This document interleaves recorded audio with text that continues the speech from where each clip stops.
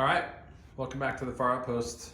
A couple things to talk about today. So the silver looking electroless nickel ShouldeRök here is what we received about 2 years ago. I think it was 2018 when we ordered it, and then ordered it kind of toward the end of the year, and it was actually 2019 before it got to us. But this was the ShouldeRök and electroless nickel.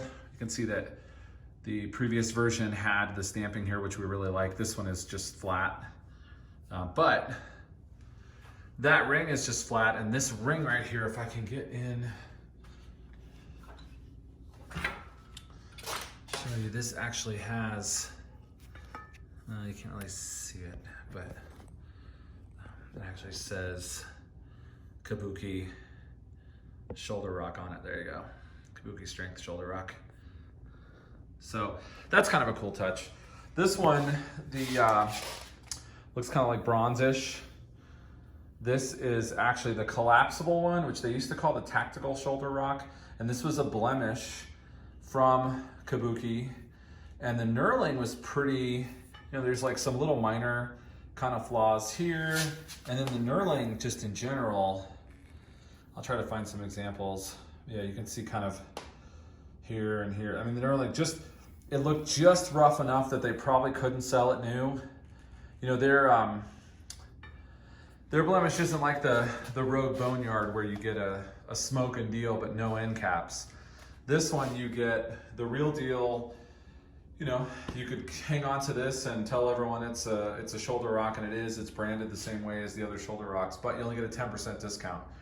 So you kind of have to decide if it's worth it to you to save, in this case, 20 bucks, but you don't know what the Blemish is when you get it. So to have, I figured it was probably knurling based on other people's comments. That seems like the most common thing to kind of get, potentially messed up in production. But in this case, it was fine to lose, to save the $20 and take the potential damage, because as you guys know, I've got a transformer on order. I'm at 14 weeks. I've got a Cadillac bar on order that's not 14, but a lot of weeks. And this they sent out in a day. So I felt like just the fact that I could get it here was good enough for me to go ahead and take the potential damage. I don't know that I would do that with a bigger purchase like a transformer, because at $600, to save 60 bucks, I would rather have that be perfect. And I'm hoping, again, I'm at 14 weeks today. We'll see if they get it this week or next week or the next week or the next week. But whenever I get it, it better darn well be perfect, because all the social media influencers got theirs and a couple schools got theirs, but poor little people like me that sent them a bunch of money, we did not. So, all right. So that's the comparison between these two.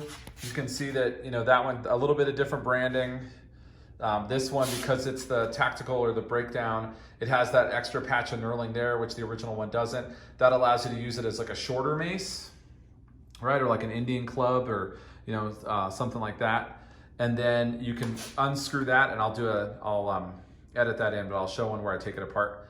And then this right here, makes it so that you can travel with it. You can fit it in a normal size carry-on bag, I believe is what their website says. I will tell you that these two knurlings are identical as far as depth and cut. You would expect that. They're also identical in size. These are off a little bit, but they're cut at the same place. And so the top half of the bar is the same. And then, but I think this adds a lot of value, especially if you're going to do smaller swings, single-armed. And if you're in a situation like me where I only have 91 inches of ceiling height, I could potentially use just this bottom half weighted with some smaller plates and get some good shoulder warm-ups that way. I think that might be what I try to do first.